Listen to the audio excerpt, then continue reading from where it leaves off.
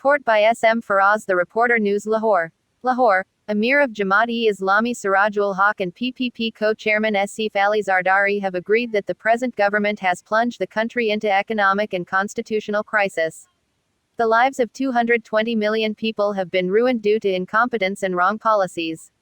If the situation remains as it is, the country will go further to decline and ruin. According to the Jamaat-e-Islami spokesman, Siraj-ul-Haq and Asif Zardari agreed that the people who are suffering from inflation and unemployment want to get rid of this setup.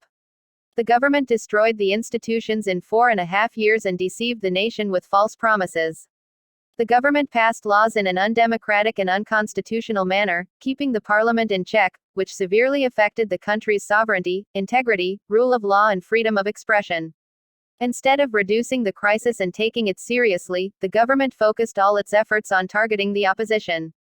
Local body and general elections should be transparent. The country cannot move forward without the supremacy of democratic values and the rule of law. During the meeting in Mansoura, the two leaders discussed the political situation in the country, the no-confidence motion proposed by the opposition and the regional situation for about an hour and a half.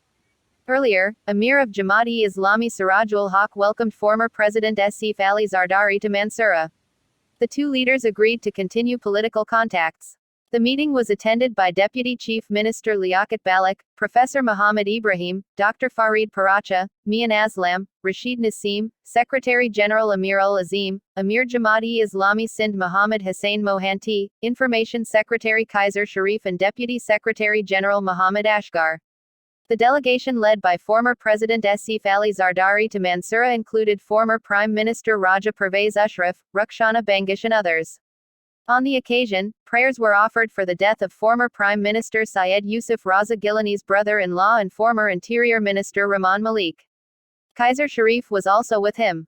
Liaquat Balik welcomed former President Asif Zardari and other PPP leaders to Mansoura and said that PPP has sought the support of Jamaat-e-Islami on the no-confidence motion.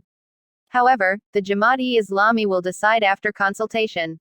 He said that a meeting of the Working Committee and Majlis-e-Shura of Jamaat-e-Islami has been convened this week in which a strategy will be worked out in consultation on the future course of action.